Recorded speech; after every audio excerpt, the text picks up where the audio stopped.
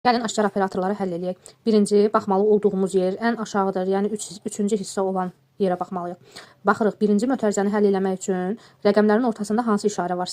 Ulduz. 8 ilə 4-ün arasında ulduz var. Deməli, nə etməliyik? Ulduz olan yerə aparıb qoymalıyıq rəqəmləri. Birinci rəqəm, yəni 8, X-nın cavabıdır. İkinci rəqəm isə Y-nın cavabıdır. Bərabərlikdən sonra harda X görürük, yerinə 8 qoyuruq. Harda Y görürük, yerinə 4 qoyuruq.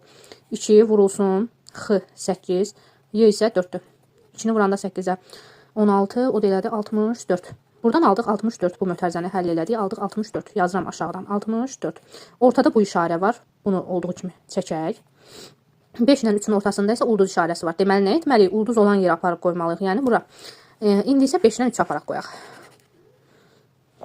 5-i aparıb qoyuruq birinci X-nın yerinə. İkinci rəqəmi isə aparıb qoyuruq Y-nın yerinə. Deməli, 2-ni vurmalıyıq X-a, yəni 5-ə.